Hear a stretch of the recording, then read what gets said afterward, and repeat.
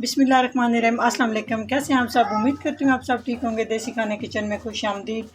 आज मैं आप लोगों के साथ आलू गोश्त की रेसिपी शेयर करूंगी। आज हम बनाएंगे मटन आलू। मटन आलू किस तरह से बनाते हैं, बनाना बहुत ही आसान है, बहुत ही मज़े की, और यकीन जाने बहुत ज़बरदस्त ये रेसिपी बन के तैयार होती है और बहुत ही टेस्टी।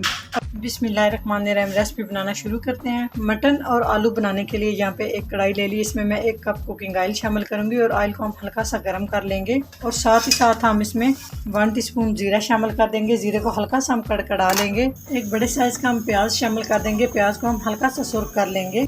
जी, प्याज को हमने हल्का सा सुर्ख कर लिया, बहुत ज़्यादा भी आपने इसको डार्क नहीं करना। अभी हम इसमें 1 खाने का चम्मच अदरक और लहसुन का पेस्ट शामिल करेंगे। अदरक और लहसुन के पेस्ट को भी हम 2 से 3 मिनट तक फ्राई कर लेंगे।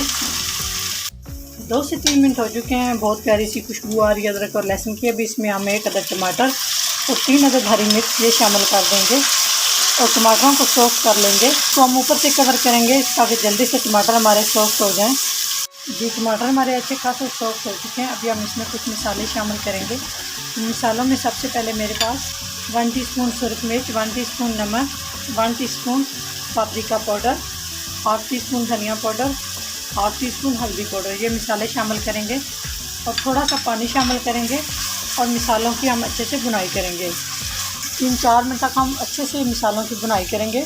मसाले की मैंने अच्छे से भुनाई कर ली है। उसके बाद यहाँ पर मेरे पास मटन है, आधा किलो मटन है। इसको मैंने खड़े मसाले शामिल करके 1 अदद प्याज, टमाटर और थोड़े से लहसुन के जवे डाल के मैंने इसे अच्छे से इसको बॉईल कर लिया है। साथ ही साथ हम इसमें आलू भी शामिल कर देंगे।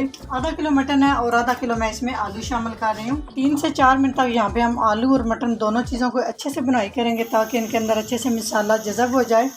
तो 4 से 5 मिनट के बाद आपसे मिलते हैं। जी, 4 से 5 मिनट तक मैंने मटन और आलू की अच्छे से भुनाई कर ली है। तो अभी हम इसमें शामिल कर देंगे यखनी। जो मैंने मटन बॉयल किया है उसकी यखनी शामिल करूँगी, तकरीबन ये 1 गिलास। और आप अपनी ग्रेवी के हिसाब से कम या ज़्यादा इसमें पानी कर सकते हैं। थोड़ा सा और पानी शामिल करेंगे। तकरीबन इसमें मैंने 1.5 गिलास पानी शामिल किया और अच्छे से मिक्स करेंगे और मीडियम से लो फ्लेम पे हम इसको कवर कर देंगे 15 मिनट के लिए। 15 मिनट के बाद आपसे मिलते हैं। जी, तो 15 मिनट हो चुके हैं। माशाल्लाह बहुत ही ज़बरदस्त हमारा ना मटन आलू गोश्त का सालन जो है ना वो तैयार हो चुका है। तो माशाल्लाह आप देख सकते हैं कितना ज़बरदस्त और कितनी ज़बरदस्त लुक है।